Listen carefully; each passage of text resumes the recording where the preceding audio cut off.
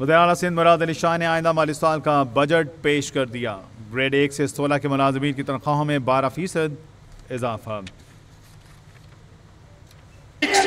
For the province of Sindh, I also feel privileged to represent the great people of Sindh who have entrusted Pakistan People's Party with the mandate to develop this province for them and for generations to come. Pakistan People's Party has always made untiring efforts to live up to the expectations of the people, for which we draw strength from the vision of Shaheed Zulfikar Ali Bhutto and Shaheed Mohtarama Benazir Bhutto. People's love and trust on Pakistan's People's Party, its leadership in the splendid work from 2008 to 2023 is evident from the resounding mandate in general elections of 2024, which has reinvigorated Pakistan People's Party's mission to serve the people of the province selflessly. The Pakistan People's Party secured more votes than ever before in Sindh. PPP's vote bank in Sindh saw a rise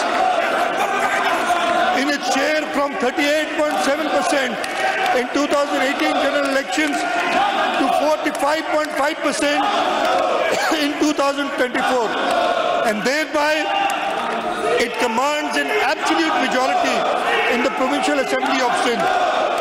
We also express our unwavering commitment to embark on a journey to unlock our province's tremendous potential for greater prosperity and development under the guidance of President Asif Ali Zardari and dynamic leadership of Chairman Bilawal Bhutto Zardari. Mr. Speaker, before I move forward, I would like to thank Almighty Allah for granting us protection, honor, and the strength to stand tall in the face of aggression by the enemy.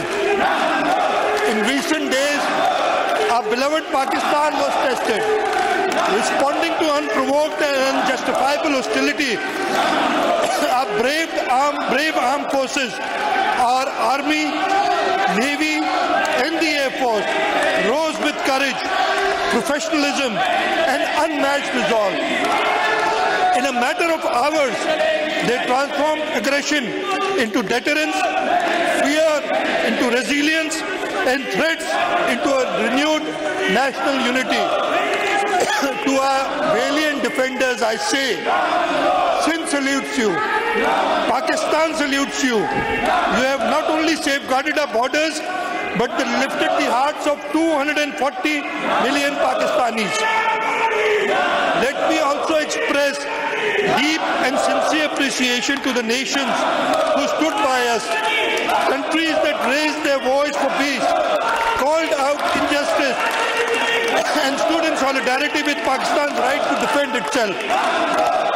Your support reaffirmed that in times of trial, true friendships are revealed.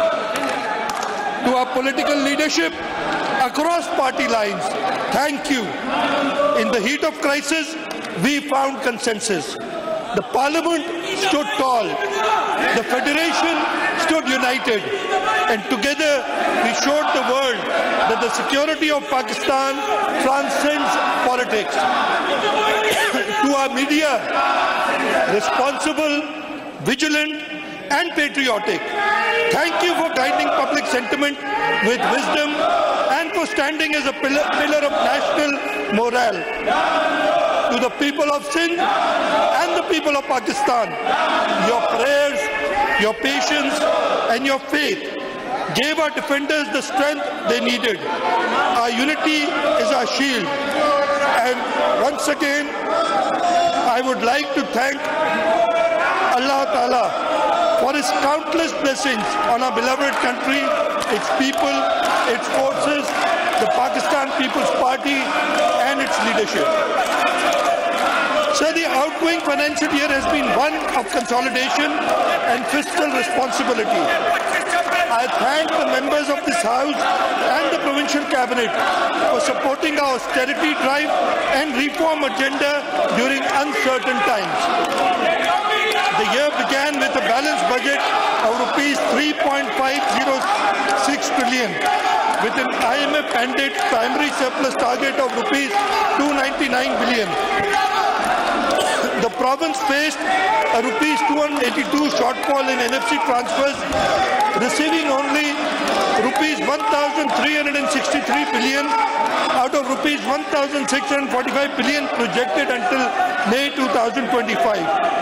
Despite this, the government released rupees 666 billion in development funding, is on track to utilize rupees 500 billion by the year end, the highest ever development expenditure, will complete approximately 1,494 development schemes, another all-time high, allocated record high funds to health and education, transforming service delivery across Sindh. Mr. Speaker, despite daunting fiscal and economic pressures, the government of Sindh remains resolute